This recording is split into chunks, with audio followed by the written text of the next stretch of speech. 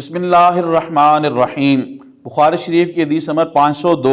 حضرت ابو عبید یہ بیان کرتے ہیں کہ میں حضرت سلمہ بن اقوا رضی اللہ تعالیٰ عنہ کے پاس آیا، وہ مصحف کے پاس ایک ستون کے نزدیک نماز پڑھ رہے تھے۔ بس میں نے کہا، اے ابو مسلم، میں دیکھتا ہوں کہ آپ اس ستون کو تلاش کر کے اس کے پاس نماز پڑھتے ہیں۔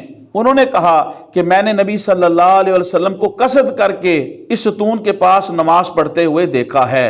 محترم خواتین و حضرات، اس حدیث پاک کا عنوان حضرت امام بخاری رحمۃ اللہ علیہ نے قائم کیا کہ ستون کی طرف منہ کر کے نماز پڑھنا، اور صحابی حضرت سلمہ بن اقوا رضی اللہ تعالی عنہ کو جب حضرت ابو عبید نے قصداً ارادتاً تلاش اور جستجو کر کے مصحف کے پاس جو ستون ہے وہاں نماز پڑھتے ہوئے دیکھا تو اس کی وجہ پوچھی، تو انہوں نے کہا کہ میں نے رسول اللہ صلی اللہ علیہ وسلم کو بھی ارادتاً اور قصداً مصحف کے پاس جو ستون ہے اس کے پاس نماز پڑھتے ہوئے دیکھا۔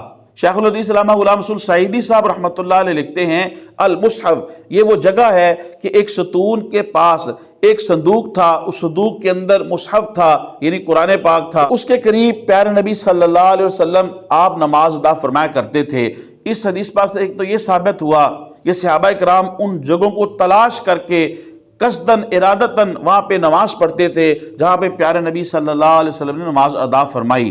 لہذا آج بھی ان جگہوں کے اوپر جہاں پہ رسول اللہ گزرے، رسول اللہ صلی اللہ علیہ وسلم نے ذکر کیا، وہاں پہ آپ بیٹھے، آپ نے تلاوت کی، نماز پڑھی، اذکار کے اندر مشغول رہے، ان جگہوں کے لیے، ان جگہوں کے اوپر اللہ کی رحمت کے حصول کے لیے جانا، وہاں پہ دعائیں کرنا اور نمازیں پڑھنا، یہ صحابہ کرام رضوان اللہ اجمعین کی ان کی سنت ہے۔ اور امام بخاری نے اس حدیث کا جو عنوان قائم کیا کہ ستون کی طرف نماز پڑھنا، ستون کو بطور سترہ بنا کے اس کے سامنے نماز پڑھنا یہ جائز ہے۔ اور عمر رضی اللہ تعالیٰ عنہ نے فرمایا کہ ستون کے ساتھ ٹیک لگا کر باتیں کرنے والوں سے بہتر یہ ہے کہ ستون کو بطور سترہ بنا کے اس کی طرف نماز پڑھی جائے۔ محترم خواتین و حضرات، تبلیغ دین کی نیت سے حدیث شریف کے اس درس کو زیادہ سے زیادہ لوگوں تک پہنچانے کے لیے میرے اس ویڈیو کو شیئر کریں۔ اللہ پاک آپ کو جزائے خیر دے۔ السلام علیکم ورحمۃ اللہ وبرکاتہ۔